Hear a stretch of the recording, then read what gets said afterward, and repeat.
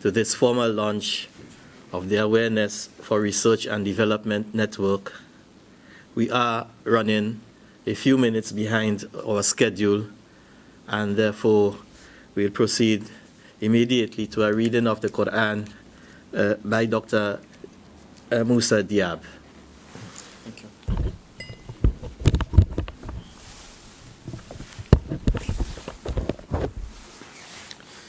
أعوذ بالله من الشيطان الرجيم. ولا تحسبن الذين قتلوا في سبيل الله أمواتا بل أحياء عند ربهم يرزقون فرحين بما آتاهم الله من فضله ويستبشرون بالذين لم يلحقوا بهم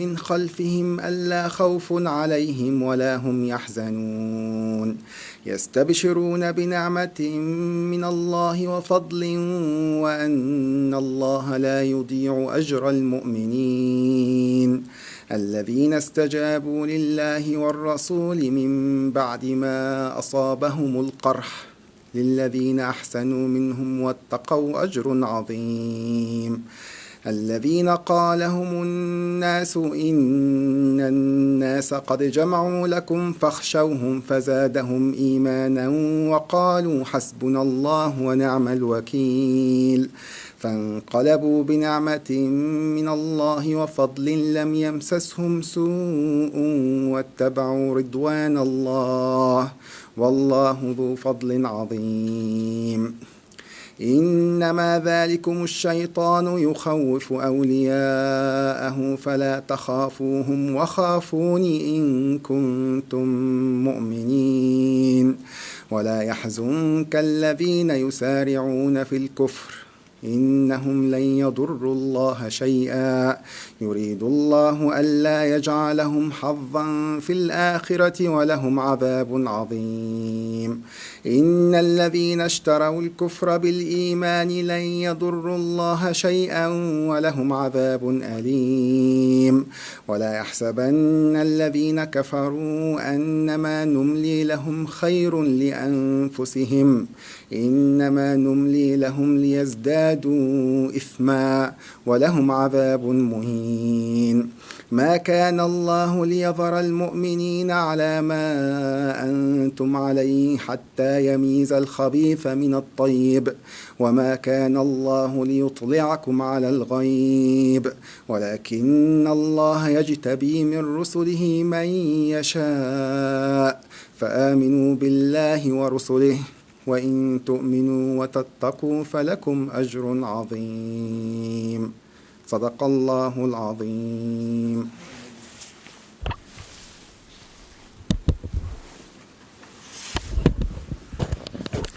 Thank you very much, Dr. Musa, for these reminders.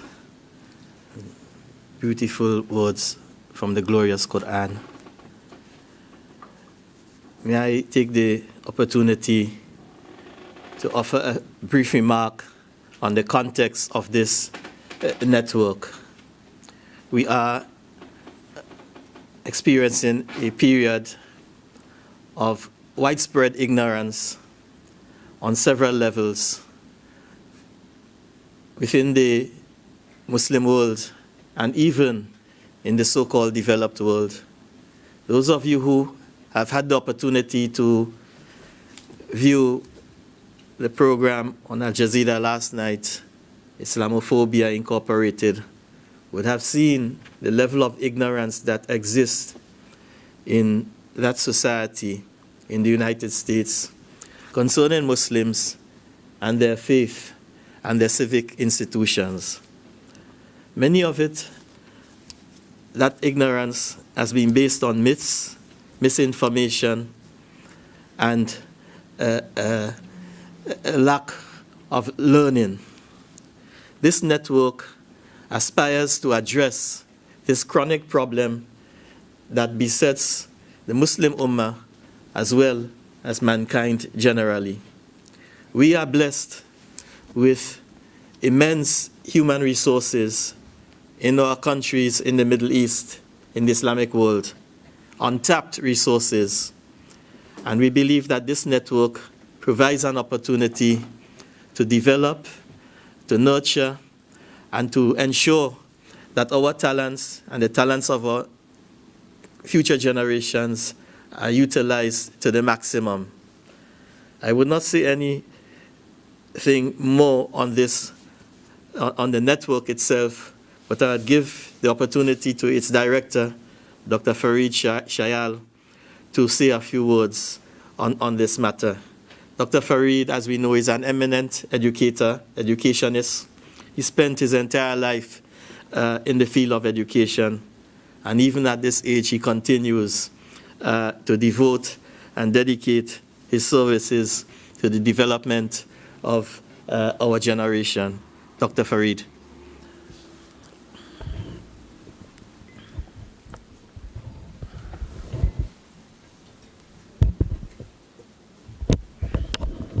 السلام عليكم ورحمة الله وبركاته.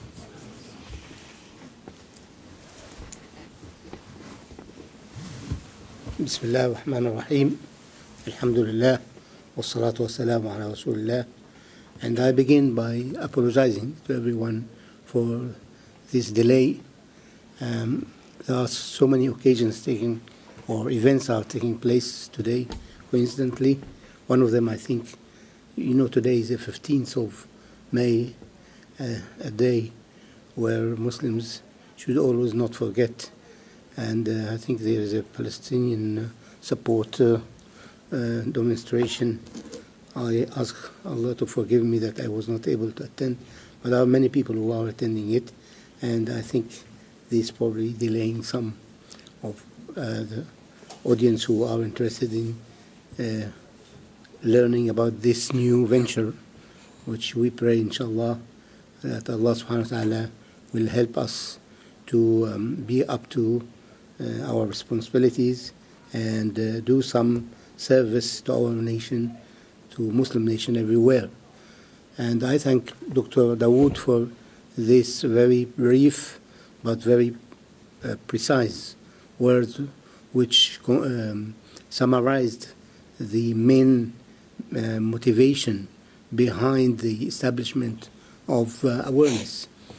The idea started almost 2 years ago when we, different people from different places, all of us are researchers and scholars from Muslim countries, but I have to admit it started with Arab scholars, and we are hoping, inshallah, to expand the circle to encompass and include all the talents from all over the Muslim world.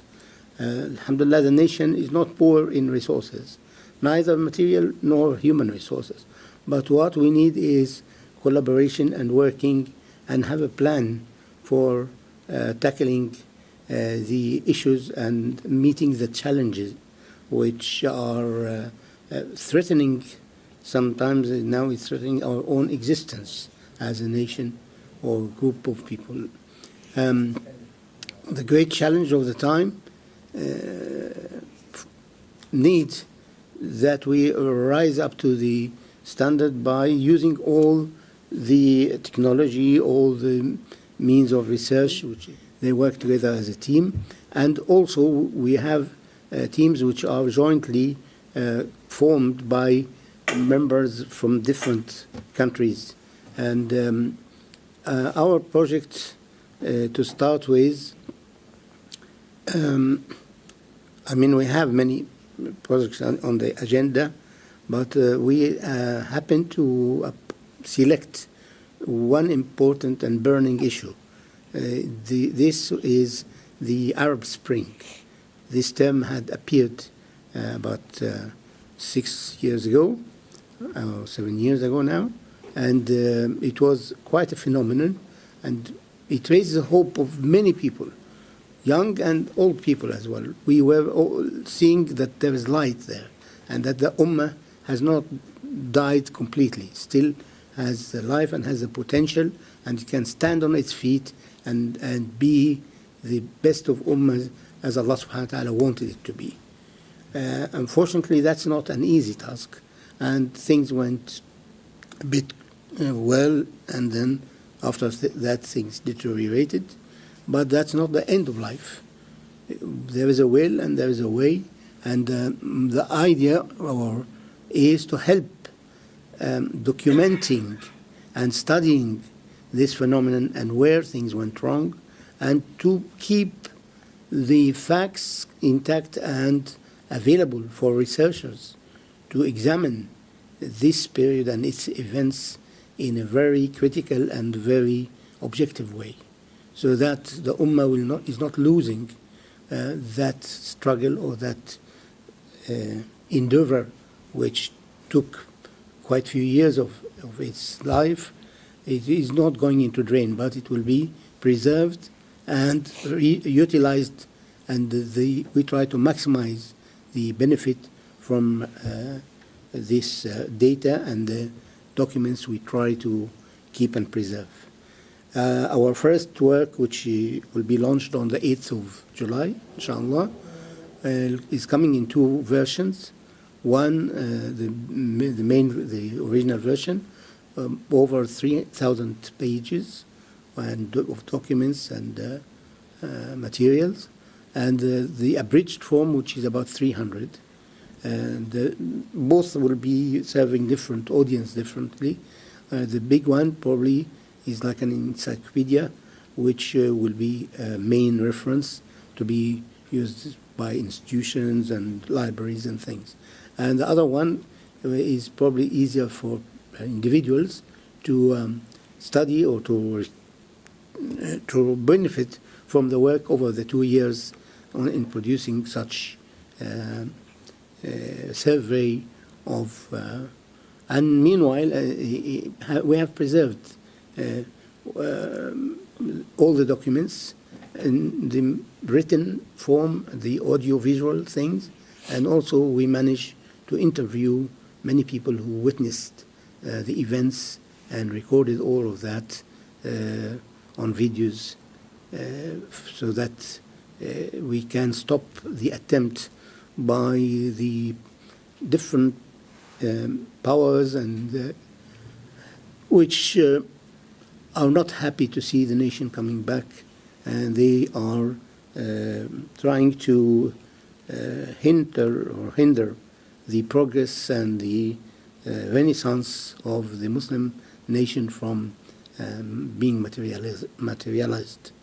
So this is initially what we are trying to do, and I'm supposed to be displaying the this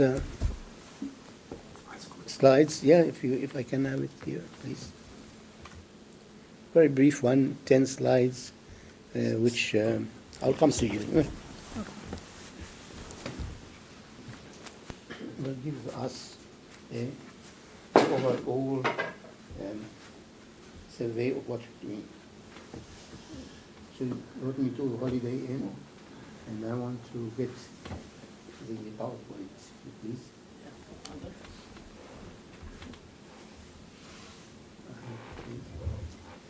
that's it. So as you can see that we are an independent academic foundation concerned with all these things in very general, and we analyze and predict future trends in scientific, political, economic, and other issues, focusing on history, documentation, monitoring, and blogging platforms as equipment elements key to our emergence. And our aim is establishing various internal units in response to societal needs and evolution. Sorry? Oh, sorry. Can I have the mic?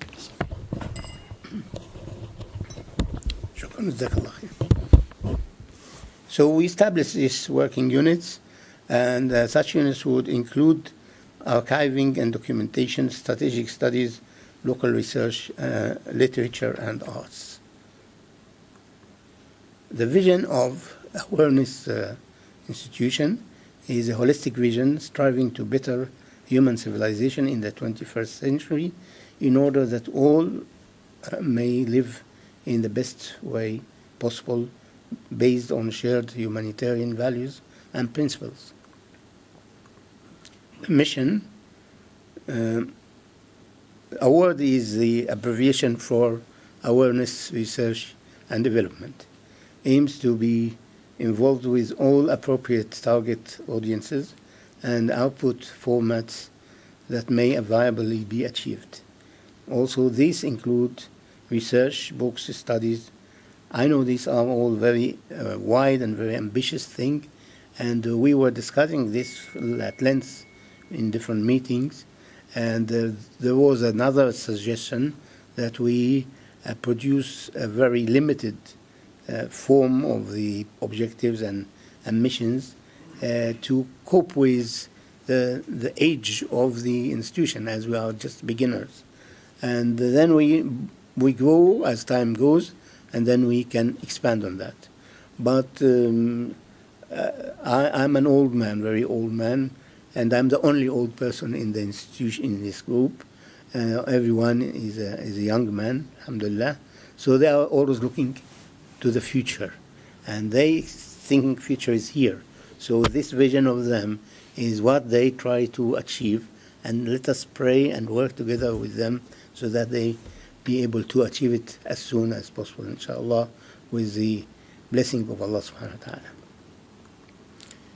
ta'ala. It will also be possible for a word or a WRAD to publicize its aims via conferences, seminars, open discussion forums, and so on.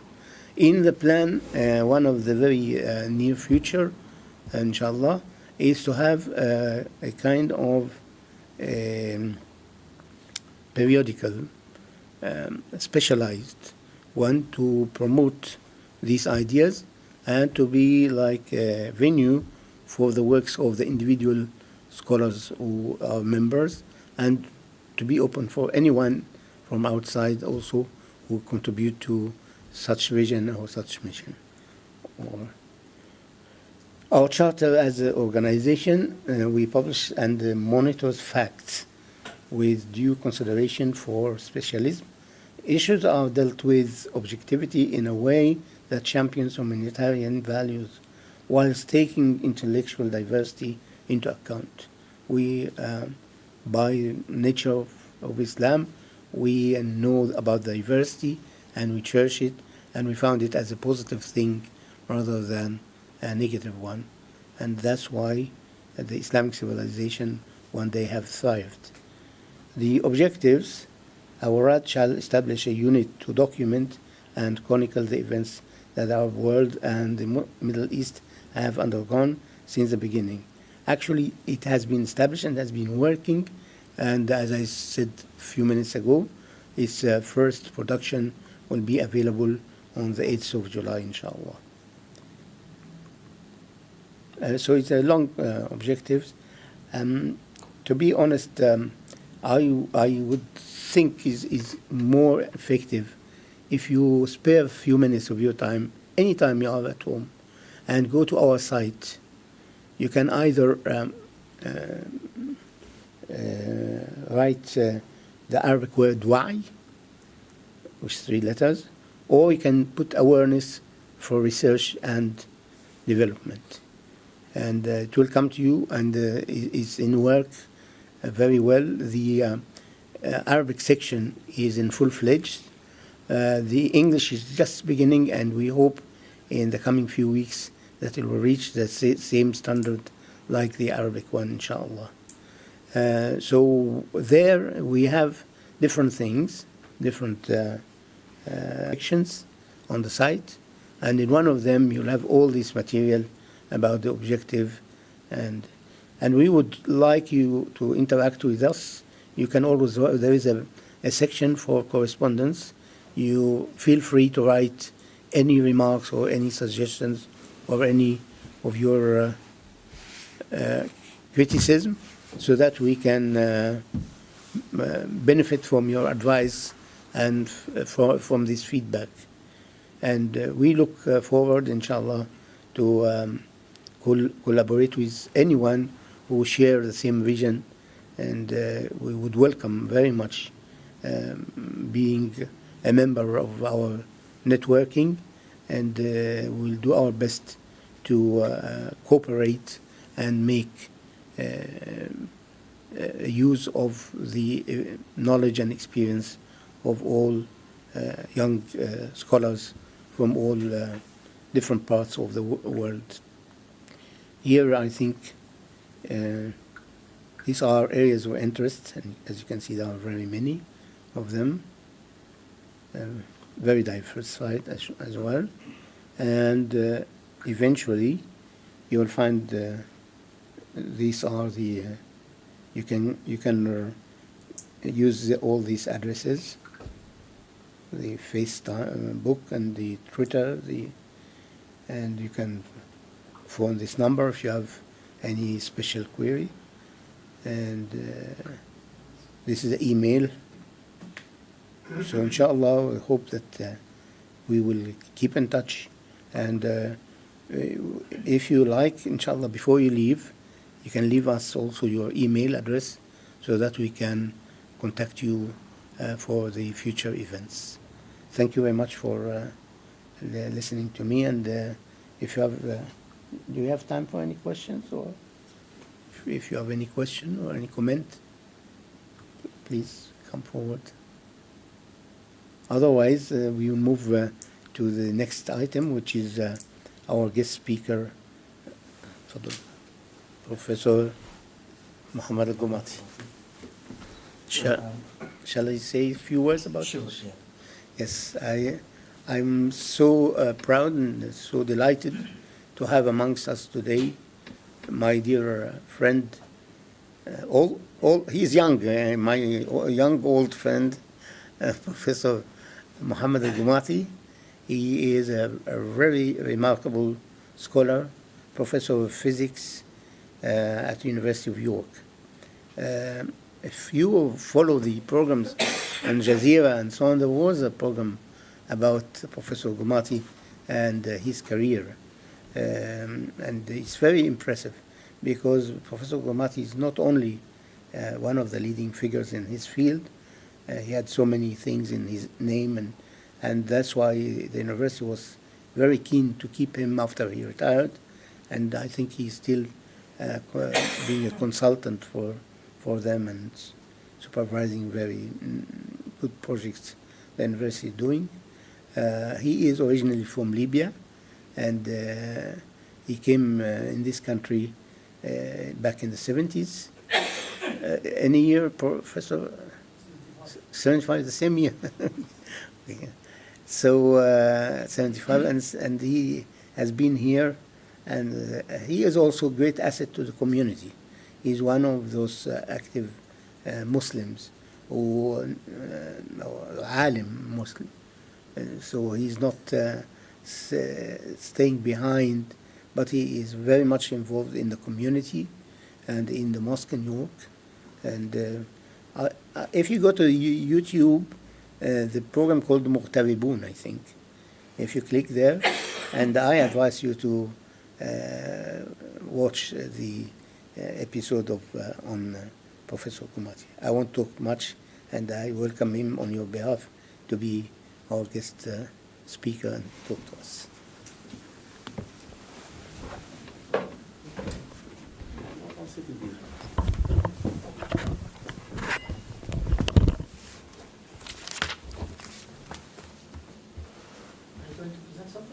No, I'll read a few notes that I've made for myself. So I'll say Assalamu alaikum wa rahmatullahi ta'ala wa barakatuhu. And as normal, even when I go to teach my physics and electronics material, most of the time I will recite to myself what Musa alayhi salam have said, رب اشرح لي صدري ويسر لي أمري واحلل عقدة من لساني يفقه قولي. I say that with a tongue cheek because most of the time the concepts I talk about in physics are complicated and I need to make it easy. I also use English, which is not my mother tongue, Today, unfortunately, I will also be talking about something which I'm the least knowledgeable amongst you in here, and addressing your group in here. I'm delighted, and as Dr. Shayal, whom I've met many years ago, and he reckons that he was the oldest in the room. I think I have got news for him. But anyway, I'll leave that for another occasion. When Dr. Shayal have asked me to come and address this meeting, and particularly he mentioned the word, the Arab Spring, that immediately struck a chord with me, and I said, yes, with no reservations. I'll come and talk about it. So it's a big topic, and I'll come to it in a second or two. But actually, it's unfortunate today that we have chosen this day particularly, but it could also be fortunate. As we know, there is a huge demonstration in Downing Street at this moment in time by our brothers and sisters, whether Arabs, Muslims, or none. And I work with great many of non-Muslims who feel the shame of what is happening to the Palestinian people, and this country in particular, and it is complexity in the issue. I know some people have their views about the guy who started it all, James Balfour, who I reckon needs to be looked at with another wa'i investigation. That guy is not a simple guy, and I would say that he hated both Jews and Arabs with his declaration. So I would call him a racist, in my opinion.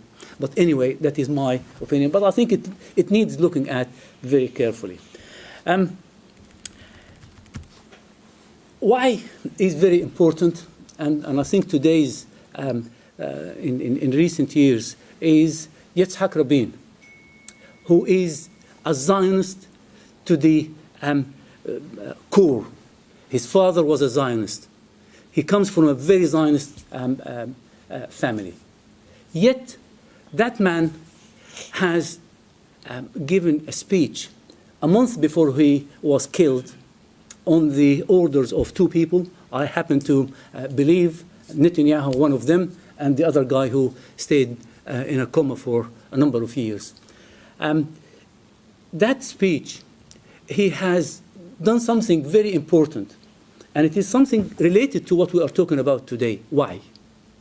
When he addressed his fellow MPs in the Knesset by saying, when we came here, we found Banu Nu'am, the Palestinians. In that word, he has broken a fundamental lie that the state of Israel was built upon. A land without people, for people without land. He just destroyed it in one word by saying, when we came here, it was the Palestinians. In saying that, he also have destroyed another lie, one which gets me very angry sometimes, and as an old man, Dr. Shayal, forgive me for saying that, I also get angry. When people call me the Arabs, and I'm not a Semite, and the Semitism is only associated with the Jewish people, and that needs clarification. I always make that very clear to people by saying, actually, when they claim that they are the Semite people, then they are denying the Palestinian the right of being in that place. And as that idiot yesterday who was giving the talk in the embassy said, if the Palestinians have a problem, they should go and talk to God. So that needs, again, clarification. And we need to tell people that the Palestinians have every right to be in that piece of land. But it is shame on us today as a humanity to see 2 million people for 11 years under economic blockade. That needs to be told to the world. So back to the Arab Spring, because that is equally important and equally needing addressing in there. When it's a phenomenon that not just the Arabs have waited for. Non-Arabs who love this part of the world. And if you remember in 2003, over 100 ambassadors wrote to the two war criminals, in my opinion, who are still at large, pleading with them not to invade Iraq. And they were all called, over 100 international ambassadors from the States and from the UK in particular. They were referred to as Arab lovers. So you are discredited. Like any Jewish person who says, not in my name, he's a self-hating Jew. These are very important. So the Arab Spring is an important issue that I have my heart into it, like the old and the young have also hoped that it will yield something. I remember when the revolution took place in the Eastern Bloc, and I was sitting with a group of young Arabs at the time. They are getting old, but still younger than me. And I said, well, when will it be that the Arabs will have the right to do what the Eastern Europeans have done? And I was tasked by the European Union to help many of my fellow academics in the Eastern Bloc to raise their levels of competence in their research into the Western status. And I spent 3-5 years of lovely years talking with these people and visiting them regularly, and also inviting them to my laboratories. So I hope that part of time, that the Arab Spring, there is a lot to be written about it. There is a lot of research to be done around it. I still believe that people telling me that it was all a setup by the Western bloc, so to speak, I find that an insult to the young Tunisian who has set himself on fire. He was part of that nonsense that they are talking about. But the point is, they have had many Wa'i organizations telling the leaders in the West what they should do if the Arabs rise and ask for their rights. So they were much quicker than us. We had the enthusiasm, men and women, Muslims and non-Muslims, all getting in the streets, and Tahrir Street was a phenomenon. People are still talking about it until today. But where has it gone? How could we allow something like that to fizzle away? It's very important, and that needs researching. I'll stop in here on that, but I will just say a few words about, because I've read the aims and the who is this Wa'i organization. And I would like to say 1 or 2 words in here, and particularly the variety of topics and the tasks that you have set yourself up for. Huge. And in the who are we, I look at the first word there, concerned with science, arts, literature, and other disciplines related to nurturing individual and collective awareness.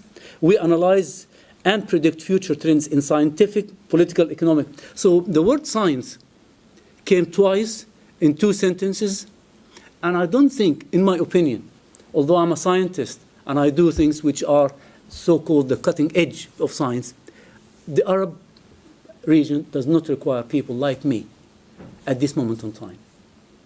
We need social scientists. And may I remind you that Europe and the Renaissance was built because they had some Muslim philosopher that unfortunately was not well respected at his time, and we've got to know him from his students, Jewish students, who wrote in Hebrew, and we have unearthed his books in Hebrew before we started finding them in Arabic by the name Ibn Rushd or Averroes. Europe have that greatness that they have seen over the last few hundred years because of Ibn Rushd, who was not a scientist. And I think we need to help our youngsters to go into these areas of research rather than doing the physics and chemistry and the rest of it. There are some of us should do also physics and chemistry and engineering, but not to be every young Arab boy or a girl. They would like to be either doctors or engineers and scientists. And the region does not require that, by the way. So I'll in here, again, the time I know is, I don't want to take too much of your time, but I think the tasks that you have given yourself are huge, and I would advise the foundation to hire someone as a consultant to help reshape these papers. These are too huge. And you may not be able to achieve anything if you start like that, because you will see the disappointment very quickly. Most successful organizations, and I've been meeting with companies all over the world, from Japan to America, when they have a specific task and focused one, they achieve. If you think that you are going to solve everything, you will solve nothing. And jack of all trade always becomes a master of none. So I do that. I will end up by saying that there also need to be a bit of, I'm also disappointed that there are no females in the room today. More than 50% of our populations are females. And if we don't encourage them, We invited everyone. But we need to encourage them. We need to do something more than that. They cannot be the silent group, and that is shame on us that we have not succeeded. I will always blame myself before I blame the others. My message has not been clear enough, enthusiastic enough to tell them, come and join with me. And if you look at the history, it was made by the two. So, again, I would like to ask that you look at the two regions which are perhaps related to us in the struggle that they have gone through, South America and South Africa. Some of my role models, and I'm proud to say that they are some of my role models, Nelson Mandela, Desmond Tutu, who is still alive, and I hope he will live for longer and longer, and Martin Luther King. And I will just end by reminding you with Martin Luther King, and I'm not going to say the famous speech, I have a dream, because actually it brings tears to my eyes. I'm over 70. And whenever I hear him, I cry. Because I have a dream, like all of you have a dream. And we may not, me and Dr. Shael, Allahu A'lam, but we may not see our dream being fulfilled.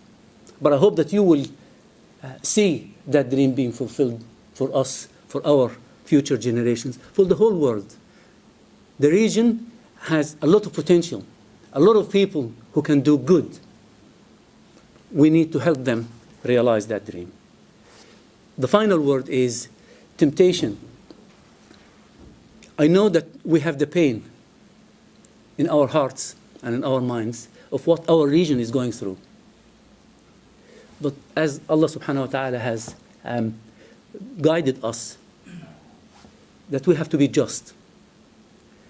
وَلَا يَجْرِمَنَّكُمْ شَنَآنُ قَوْمٍ عَلَىٰ أَلَّا تَعْدِلُوا اعْدِلُوا هُوَ أَقْرَبُ لِلتَّقْوَى. Don't let the bitterness, temptation of bitterness, dissuade you from the road that we ought to be following. And I will finally say, إن تكونوا تألمون فإنهم يألمون كما تألمون وترجون من الله ما لا يرجون. Thank you very much for listening to me. thank you very much.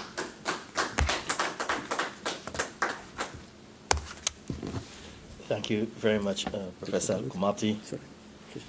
This was, no doubt, very inspiring as well as provocative in many respects. Within the very short period you've spoken, you've covered a very wide range of subjects starting from Balfour to the Nakba, to the Arab Spring, to the Renaissance in Europe, and all that arose from those historic experiences. I am lost for words in the sense that you've made such coverage in a very concise manner, and yet raise questions which I'm sure you will go away with, and Dr. Farid and his team will look at in future.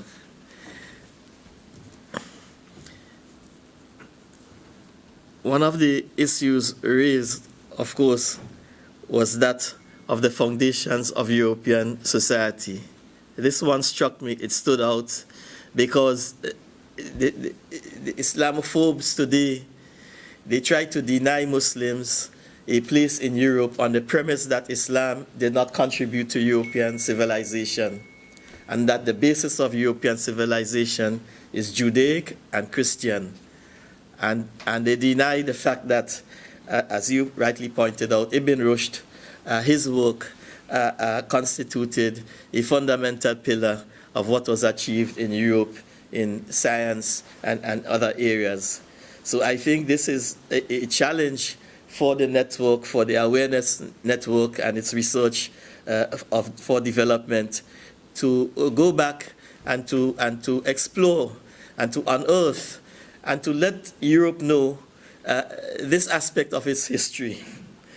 I want to thank you again, Professor Komati and Dr. Farid, and the audience for being with us today on this very auspicious occasion. If you have any questions for Professor Komati, please do so. I'm sure he will be willing to take a few questions.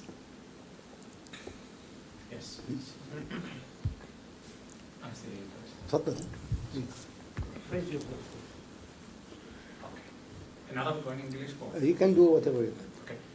But loudly so it will go into the... بارك الله فيكم. أهلا وسهلا ومرحبا. وحقيقة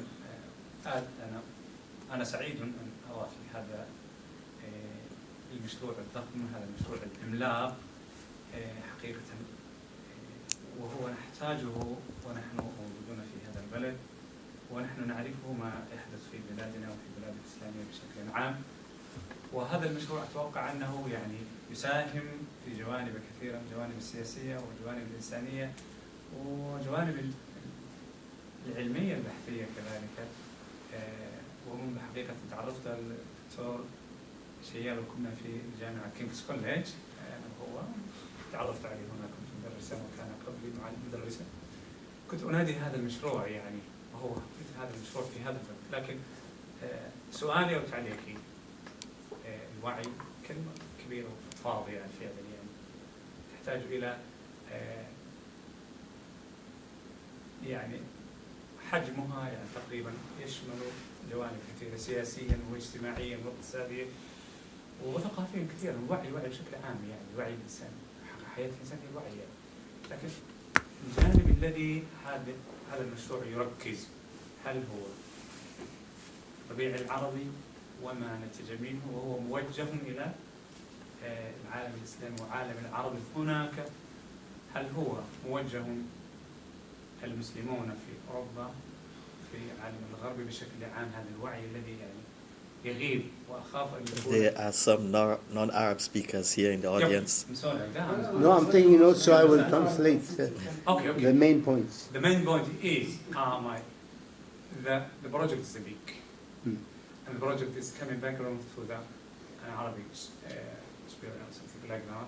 We have the huge concept to lighting for this and wa'i or development. Do we emphasize just only the Arabian experience for Muslim world, or in here Western, mainly European people, or something like that? Which means we see in the professor there is the big gap for my age or young people to education, the people to education here, or the people to educate overseas like me from Asia, from Somalia, something like that, in which area do we focus in this project? Okay. Thank you very much. Thank I you. think this is directed to me, if you Yes. don't mind. What do you, Yeah. what do you, what do you? Bismillah the word why awareness has been chosen deliberately. Actually, we wanted it because we think that part of our suffering, or one main cause of our suffering and our failure in many situations, that the lack of awareness, that people don't know exactly what's going on, and either they rely on non-reliable sources, or they just follow the media with all its shortcomings and all its deceptive ways and ideas. Secondly, that not only it will solve the problem of facing the challenges, but it will be serving as basis for the Renaissance, because people who are not aware of what is going on and what is required and what challenges they ought to meet, they will not be ready to produce something coherent or something strong on a formidable basis. So it's part of education of the person is to develop this full awareness of facts of life and the experience of it. So, but all of that is enshrined in a humanitarian. لا مش محتاج. The context is a humanitarian one. We are not limiting ourselves to Arab or any other nation. But it so happened that those who start the idea happen to be from Arab countries. And we working very hard now to include people, Muslims from all other, and also to cooperate with scholars from non-Muslim and non-Arab world as well. But because of that, they found it more relevant to address a very eminent situation, which actually is one of the great paradoxes of history. As Professor said, you see the light and you have the hopes, and everyone was thinking very highly that this is the moment of change, and we are going to make our future. And the youth are there in the forefront, which was really missed, because they are the backbone of the whole societies in the area. 80%, 70% sometimes of the population are young people, and they can change the whole world if they want. So the thing is, in a very short while, you have the setback, and you have the anti-revolution powers is bringing things to square number one or even beyond that. So the idea was this phenomenon cannot be ignored, and this event should be taking its share or its right. We have to deal with it with more sincerity to make the best of it, and hence it became number one project. But we are not going to limit ourselves to that. As I said, some figures, we are some 40 people now, and we are forming teamwork or study groups and teams in different countries. And we are not working separately, but we collaborate. Our efforts are joined together to produce this piece of work. And there is agenda. There will come another one, which is to follow in almost 2 months after that. And then it's going on. And we need always to review and to check again that we are going the right way, and to look and explore other venues, and to look forward for contribution from those who love the truth or those who share our view, our vision. Inshallah. I want to take the opportunity to ask a question. Yes, Professor please. Wati. I thought it very staggering when you said that in Arab world you don't need science and physicists and so on. And I would like you to explain, shed some light on why you did this proposition. Well, I didn't mean it in the black and white classification. What I'm trying to say here is that if you look at young people in the Middle East, most of them, they will cry, some of them even will try to commit suicide if they don't get the grades to allow them to go to medical school or to engineering schools. I haven't seen people crying to going to read political science or sociology or stuff like that. And which, at this moment in time, we need people to really come up with new ideas, people who can really go into the streets and study how on earth can people live with the little that they have. How come? Why? What is it that they are accepting? The injustices that they are going through it, and having the groups of powers, whether religious or non-religious, the media, the multi-billionaires or whatever it is, getting away with murder. We need to explain that to the young people. I need to see people in the media, because if you can have, I hate to use the word control of the media, but if you can have the ability to speak to people, you will break a good deal of the barriers and the taboos that are putting people in self-exile and in self-prisons.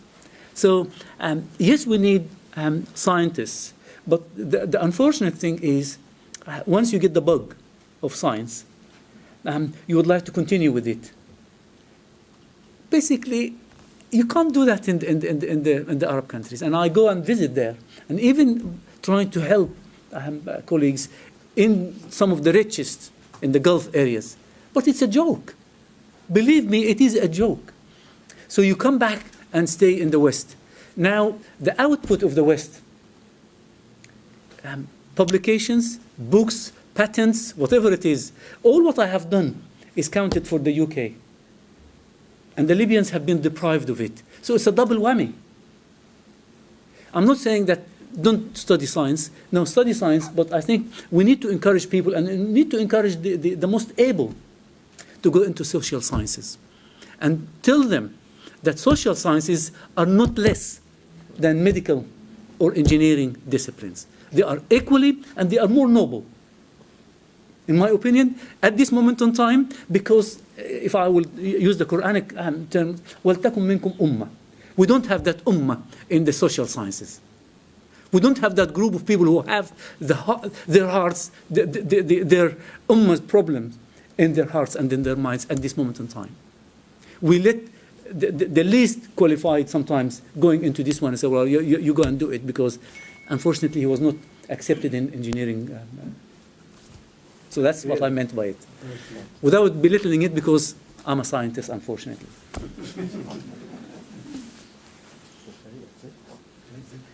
Sorry, we have a break for tea, and then the Dr. Edward item, if people can bear it with us. Professor, thank you very much for coming. The science and the social science, Yes. it's two subjects. Mm-hmm. But both of the Muslim country now, mainly in our country, okay, we're coming from there. We know our situation. The young people, they ask themselves, okay, if I continue for the political science, but political and politicians, they are just the only few people. I am not allowed to enter the presidency or prime minister or speaker of the parliament. So everything is the tribalism, the family, the group, blah, blah, something like that. So there's no motivation. Before we are saying why the young people, they don't go to the social science, the political, the economic, the psychology, the sociology, the linguistic, the media, this area, that are just only the tribalism. You are going to the middle for the Gulf area, okay? there's no point to study for the political, because everything is limitation long time. That also Egypt and Syria, something like that. Sure. So we change the first psychologically. I think the psychological we study where we are, who we are, what we want to. Okay, so That is the point, you know? right. So my answer to that is we need to clarify Okay. to the youngsters that if they would like to, you see, there is a debate in the Quran between Allah subhanahu wa ta'ala and the angels. Sure. And if we can explain that to people by saying that debate is to do good on earth. And if you choose the martyr way, one way is the pen. If you can explain to the ummah, to the others, I mean, teachers, the best day is when I go home and say, well, actually, I gave a very good lecture today, and I've got several questions. And you engage with others. That is saying, well, if you go into medical school or engineering school, you get a job. It's not a huge salary, but you get a job. And you go into this routine and being part of the cogs, one of the several cogs. But the important thing is to liberate yourself and others. And if we can explain that to people and say, well, to them, you may not be very rich, and you may live difficult life, but you will do something which others will talk about, and you will also liberate others. That's what we would like to explain to people. Yes, I know that the norm at the moment is medical and engineering schools, but they are a myth. And the best thing with our people from the Sham area, and Sham to me, as my father taught me, is Palestine, Syria, Lebanon, Jordan, and part of Iraq. All of that part is Sham. Unfortunately, our Syrian brothers now call Damascus Sham. But they have a nice saying, which is the coffin, the shroud, doesn't have pockets. So it's beautiful. And if we can realize that early on, and as Abu al-Atahiya have said about money, if we can tell people about money, إذا المرء لم يعتق من المال نفسه تملكه المال الذي هو مالكه إنما مالي الذي أنا منفقه وليس مالي الذي أنا تاركه. I tell people with billions, what on earth are you going to do with them? You just tell me, how much money can you do? But we also would like to encourage our wealthy guys to be the Warren Buffett of this world, to be the Bill Gates of this world, to give to charity, to give to organizations like this.